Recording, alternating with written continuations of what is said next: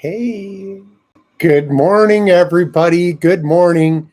It's a late morning. I've got a little late start this morning. Oh my gosh. I haven't slept in so good in such a long time as I have this morning. And I don't know. It was a heavenly night of sleep. And not like, like sleeping in heaven type of thing, but anyway, you know what? I'm going to save my jibber jabber until the end. I'm going to do my usual weekly update for anybody who's interested, but you can tune out of Haiku Friday. I'll tell you when Haiku Friday officially ends, and then you can stick around if you want to hear what's going on with me. Why wouldn't you, really? Okay. Haiku Friday, September 23rd, 2022. You can kind of hear the water a little bit behind me. Not too bad this morning. Um, we're starting. I think it's maybe one of our last waterings of things because autumn is upon us. It is upon us officially. Okay, first haiku is from Ericus. Ericus writes, "If a king can cry, well, I guess then so can I. It's good to be king." Aw, that's nice. That's nice. Yep. It is kind of funny, these unifying things that even though we find a lot of trouble in the world and problems, that we can all find things to kind of come around and feel sad about or feel happy about. Or, I imagine sports, that's going to be good, right? People love sports stuff. So that'll be coming up. We can talk sports and things like that. All right. Thank you, Ericus, for that. God save the king. Let's see. Second one from Ericus. What will I have left when the sunflowers are gone? Seeds for tomorrow. Yeah. Right on. Right on. And a healthy snack, I would say, too. All right. Is that, I guess, did I only have two from Ericus? That seems unlikely, but I think he did say two. So I hope I got those all in there. I'm going to check my messages really quick. Yep, it was just two this time. Just two. Two excellent ones. So thank you, Ericus, for your work. Hope you're getting cooler down there. Here's one from Tom. Webb's gift to mankind, refreshment midst of chaos, beginning mosaic. Yeah, yeah, true. Again, another thing we can all, as a human species, take a look at those pictures of the universe or the galaxy, however you want to look at it, and just look at that and just think what a wonderful place we live. Wonderful time to be alive. All right, here we go. Thank you, Tom. Here's one from our resident poet, warrior king, Rico San. A lofty promise, the nation that never was, sounds great on paper.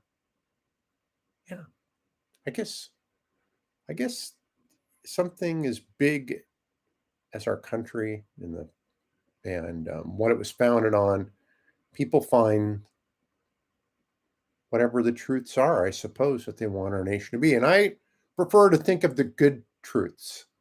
Sometimes the history doesn't coincide with that, and we fall short of that. But I think like Rico-san, uh, if you look at our nation as a place that has fallen short of the mark in some ways, then it enables us to have to work harder. It inspires us to work harder, be something greater for people who follow us. And I think that maybe folks on the other side of the coin don't really have uh, the vim and vigor to do such. So, anyway, thank you. And I know Rico san has tons of vim and vigor. I've seen it in action. Yeah, Rico san works hard for the money. All right. Here we go. Oh, I guess I didn't read mine yet. Okay. Something I'm a little discombobulated this morning. Something more than love, their eyes behold simple truth, cosmic connection. That's mine. And that has to do so okay, you can tune out now, those of you who just wanted to hear the haikus, because now I'm going to talk about what's been going on this week.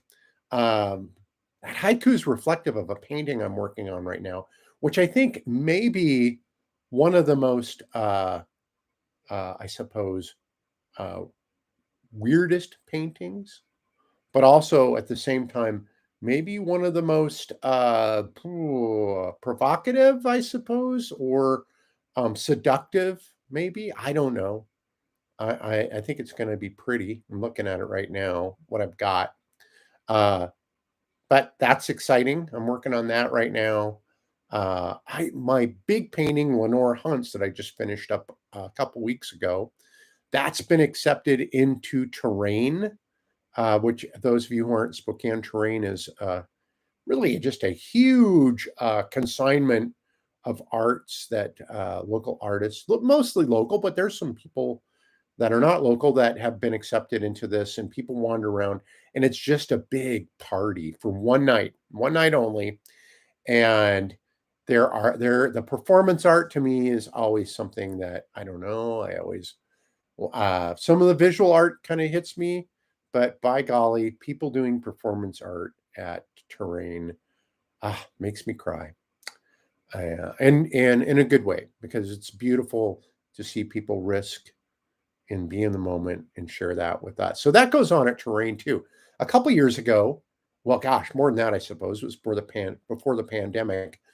They had this thing where you would stand in a little alcove and it would turn like a lazy Susan, I guess. And when you'd be on the other side of this, you would step into this very tiny bar. And all they were serving, I think, was whiskey sours or lemon drops. I can't remember. So there were just people in there drinking their drinks. And I think it cost like $5 a drink. And then you would stand on the little turntable and get when you were done, get out of there and somebody would switch places with you. It was cool. And there's stuff like that. There's just really provocative stuff. So I'm really so excited that I'm accepted into Terrain. I just it's wonderful for me. Makes me really happy. So my painting's on sale, can be on sale there, but I am asking a lot of money because Terrain, rightfully so, takes 30% of the commission, which I think is more than fair. But anyways, it's going to be there. I think it's a couple weeks from now.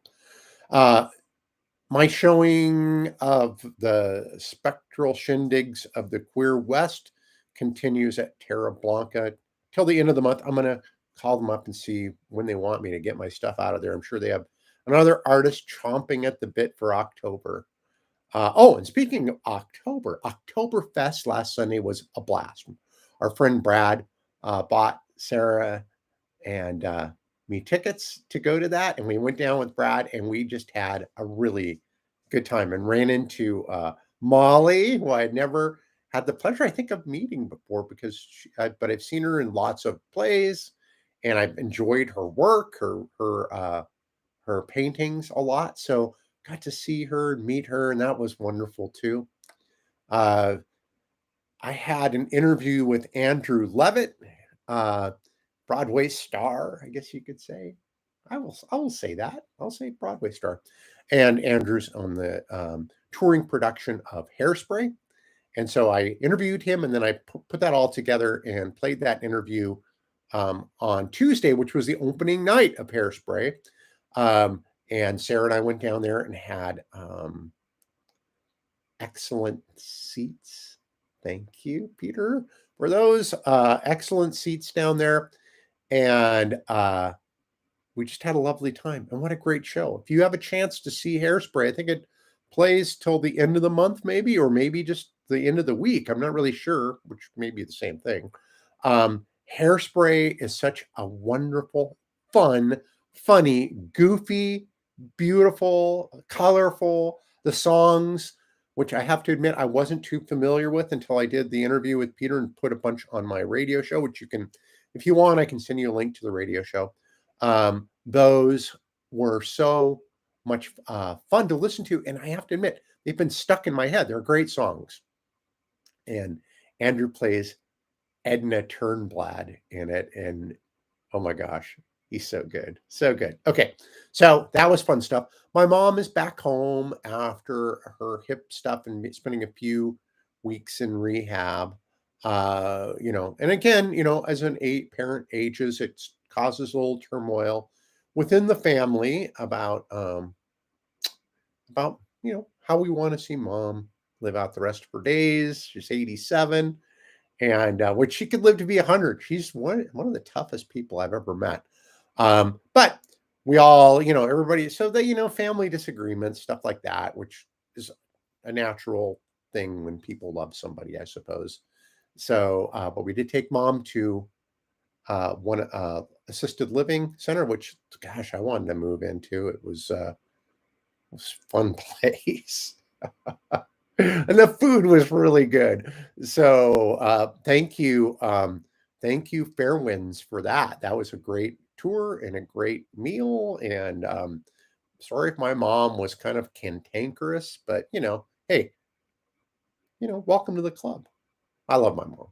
Okay, so tomorrow I'm going to go to Storytelling with a Diverse Lens at the main library, which is downtown Spokane. And that sounds like a pretty cool panel discussion. So I'm looking forward to that. Now, so the last thing is going to dominate my thoughts for the upcoming week is my colonoscopy. Yes, my colonoscopy coming up beginning of next week. And so now I have to start doing the diet thing. So this story is kind of gross. So, again, a second time to tune out here if you would like. I wouldn't blame you. But last year, when I had a colonoscopy, I followed the directions to a T. Only thing was, I unconsciously, my son had us over for dinner. We took care of the kids, and he and his wife went out that night, and he had made some like really beautiful pulled pork, and I put, when I don't eat meat that much, but man, if it's around, I'll eat it. So I put some shoe peg corn on it. I'd never had shoe peg corn, and this was like 3 days um, before the colonoscopy. To be honest, I completely forgot about it. I had been stringent, and I think I got giddy from being at my son's place for dinner. So I forgot. So I didn't think anything of it. Went and got my colonoscopy, did the blowout, all that stuff. And I got woken up in the middle of the procedure. And I could tell people were not happy. And I didn't know what it was. And they were pointing to something on the monitor. And I wasn't sure what was going on. And then, I was in pain, of course. And they put me back under, I guess. And then when I woke up, the doctor came in and he said, we'll have to do it again next in a year because they couldn't complete the process. And I'm like, what happened? And he goes, well, the corn kept clogging the suction. And I'm like, what? And he goes, suboptimal prime. And then he handed me a picture. They can take, of course, they use video. So he took a screenshot of that. And it was, I guess it was a diverticula inside my intestine. And it had what looked like giant pieces of corn in there.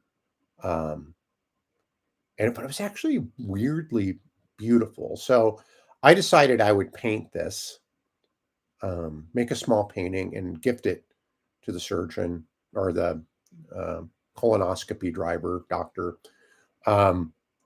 And so I did, and it looked really good. I mean, I made it look like just like the picture. I thought it was oil, so it took a while for it to dry, and it was lovely, I have to say. I went to mail it, put a bunch of stamps on it, and then it wasn't enough stamps. Or no, they said you can't mail things just using stamps. So I had to take it to a post office with all the stamps on it, pay extra. So I paid a lot of money. I spent a lot of time and I paid a lot of money to send him and his staff, I would assume. I sent it to his workplace. This lovely picture of my diverticula with corn in it. And I never received a response. I never got a thank you note. I never got a anything, not so much as a boo. And my sister had to have a colonoscopy earlier this year, so I took her in, and man, I looked all over that office. I was like, "Come on, this has got to be up someplace, right?" No, no place. So I don't want to anger this doctor who will be driving this thing with a lethal end on it, which could puncture my intestines. I don't want to anger him, but I really want to know what the hell happened to this painting that I sent? And is it up? Did he like it? When you gift somebody something, you expect maybe not even a thank you note, but just like maybe a text or a thanks, we got it. Nothing, not a thing. So, yeah. So, okay, I'm feeling myself getting a little angry about this. So, I'm going to stop now.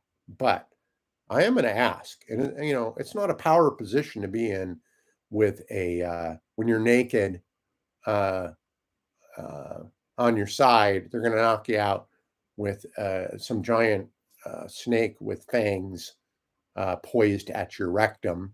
That's definitely not the power position you'd want to be in when you feel that you have been slighted by not receiving a thank you note.